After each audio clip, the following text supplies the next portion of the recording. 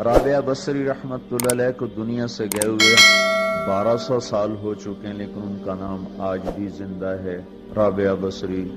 گلگت کی عورتوں کو بھی پتہ ہے رابعہ بصری کوئی بڑی اعلیٰ درجے کی خاتون تھی، پنجاب کی عورت کو بھی پتہ ہے، عرب کی عجم کی عورتوں کو پتہ ہے رابعہ بصری نہ کوئی شہزادی تھی، نہ کوئی ملکہ تھی، نہ کوئی وہ خوبصورت تھی، نہ کوئی خاندانی تھی، بلکہ عورت ہونے کے لحاظ سے ہر عیب اس میں تھا۔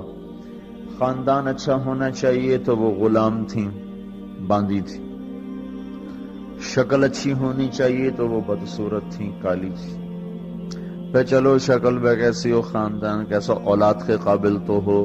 رابعہ بصری اولاد کے قابل بھی نہیں تھی، بانج اس کو کہتے ہیں، جو عورت اولاد کے قابل نہ ہو اس کو اردو میں بانج کہتے ہیں، عربی میں عقیم کہتے ہیں۔ آپ کی زبان میں بھی کچھ کہتے ہوں گے، ہیں؟ شونی تھی۔ تو اب بتاؤ، عورت ہونے کے لحاظ سے کوئی چیز ہے؟ شکل، پہلا تاثر شکل کالی، دوسرا تاثر خاندان غلام، تیسرا تاثر اولاد کے قابل نہیں، بانج ہے، شونی ہے۔ تو 1200 سال کے بعد میں گلگت میں کیوں اس کا نام بلند کر رہا ہوں؟ میں نے کسی بادشاہ کی بیوی کا نام تو نہیں لیا، سکندر کی بیوی اور بنو امیہ اور بنو عباس کی ملکہ اور بیگمات، ان کے نام تو نہیں لیے۔ میں کہہ رہا ہوں رابعہ بصری، ان کی عادت یہ تھی، وہ روزانہ عشاء کی نماز کے بعد غسل کر کے کپڑے بدل کے اپنے خاوند سے پوچھتی آپ کو میری ضرورت ہے؟ اگر وہ کہتے کوئی نہیں ہے تو پھر پوچھتی مجھے اجازت ہے؟ وہ کہتے اجازت ہے تو پھر مصلی پہ کھڑی ہو جاتی ہے اور فجر کی نماز تک مصلی پر کھڑی رہتی تھی۔ ان کا خاوند جلدی فوت ہو گیا، جوانی میں ہی بیوہ ہو گئی۔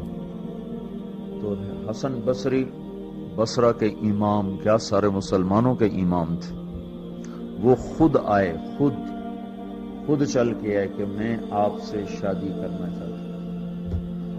وہ کوئی شادی کا شوق نہیں تھا ان کو، وہ تو اولاد کے قابل نہیں، شکل صرف ان کی نیکی اور ان کا جو اللہ سے تعلق تھا، ان کو یہ لالچ ہوا کہ یہ میری بیوی ہو جائے تو اس کی طفیل شاید میری بخشش ہو جائے۔ تو ان کے پاس آئے، کہنے لگے رابعہ میں آپ سے شادی کرنا چاہتا ہوں، خود پیغام لے کر آئے۔ تو انہوں نے فرمایا میری 4 باتوں کا جواب دے دو تو میں شادی کر لیتا ہوں۔ کہنے لگے کیا؟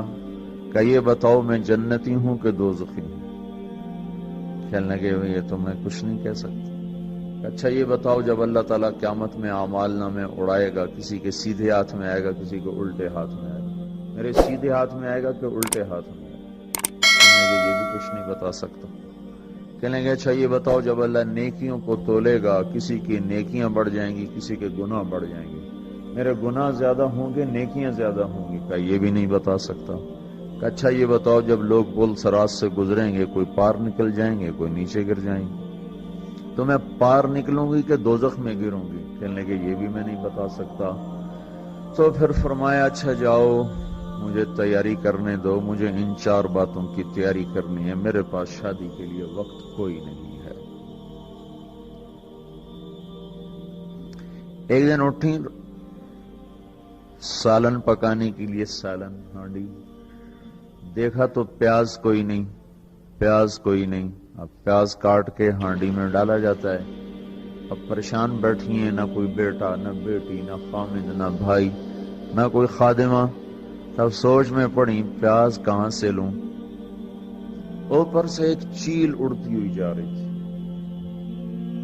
اس کے پنجوں میں پیاز تھا۔ جب وہ اوپر آئی ہے تو اس کے پنجے چھوٹے اور پیاز سیدھا رابعہ بصری کی گود میں آ کے گرا۔ جو ہم سے دوستی لگاتے ہیں ہم پرندوں کو ان کا خدمت گزار بنا دیتے ہیں، ہاں جو اللہ سے دوستی لگا لیتے ہیں اللہ دنیا ان کے لیے مسخر کر دیتے، اللہ دنیا ان کے پاؤں میں ڈال دیتے۔ تو جب ان کا انتقال ہوا، رات کو ان کا انتقال ہوا، تو اپنی خادمہ سے کہا بس 2-4 آدمی بلا کے مجھے جلدی سے دفن کر دو، کسی کو نہ بتاؤ، صبح لوگوں کو بتا دینا اور مجھے کفن دینا میری اس چادر میں جس میں میں تہجد پڑھا کرتی تھی۔ تو انہوں نے راتوں رات دفن کر کے صبح اعلان کیا، شور مچ گیا، ہائے کیوں بتایا، کیوں نہیں بتایا، کیوں؟ تو اگلی رات ان کی خادمہ نے ان کو خواب میں دیکھا، سبز لباس پہنا ہوا، حسن و جمال، سورج چہرے پہ چمک رہا۔ پوچھا آپ کے ساتھ کیا ہوا؟ کہا میرے اللہ نے میرے ساتھ بہت عمدہ معاملہ کیا۔ کہا آپ کی وہ چادر کہاں گئی جس میں آپ کو کفن دیا تھا؟ کہا وہ اللہ تعالیٰ نے اتار لی ہے اور مجھے جنت کا جوڑا پہنایا ہے، اور اس چادر کو اللہ نے سنبھال کے رکھا ہے، جب قیامت کے دن میری نیکیوں کو اللہ تولے گا تو اس چادر کو بھی اس میں تولے گا۔ انہوں نے پوچھا منکر نکیر کا کیا ہوا؟ سوال جواب ہوتا ہے نا، منکر نکیر آتے ہیں، ان کا کیا ہوا؟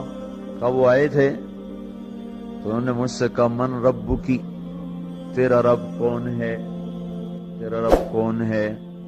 تو میں نے منکر نکیر سے کہا جس اللہ کو 40 سال نہیں بھلایا اس کو 4 ہاتھ زمین کے نیچے آ کر میں بھول جاؤں گی۔ یہ نہیں کہا ربی اللہ ہے، بلکہ ان کو یوں کہا کہ جس رب کو 40 سال میں نہ بھلا سکی اس کو 4 ہاتھ زمین کے نیچے آ کر میں بھول جاؤں گی۔ تو منکر نکیر نے کہا اس کا آگے کیا حساب لینا، چلو بھائی واپس چلو، چلو بھائی واپس چلو۔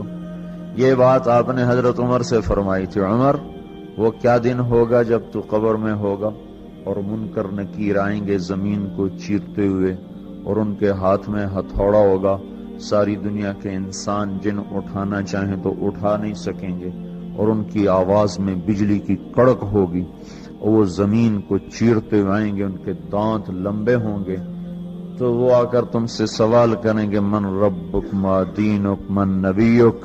تو حضرت عمر کہنے لگے یا رسول اللہ میرے ہوش ٹھیک ہوں گے؟ جیسے میں اب بیٹھا ہوں میں ایسے ہوں گا؟ تو ہمارے نبی نے فرمایا ہاں تو ایسے ہی ہوگا جیسے تو اب بیٹھا ہوا ہے۔ تو کہنے لگے پھر میں اچھی طرح ان سے نمٹ لوں گا۔ تو جبریل آئے، جبریل آئے، کہنے لگے یا رسول اللہ ہم دیکھ رہے ہیں آگے کہ عمر کو جب قبر میں ڈالا جائے گا اور آ کر منکر نکیر ان سے سوال کریں کہ مر ربک، تو یہ کہیں گے ربی اللہ فمن ربکما، میرا رب تو اللہ ہے، تم بتاؤ تمہارا رب کون ہے؟ میرا دین تو اسلام ہے، تم بتاؤ تمہارا دین کیا ہے؟ تو وہ منکر نکیر کہیں گے عجیب بات ہے، ہم تمہارا حساب لینے آئے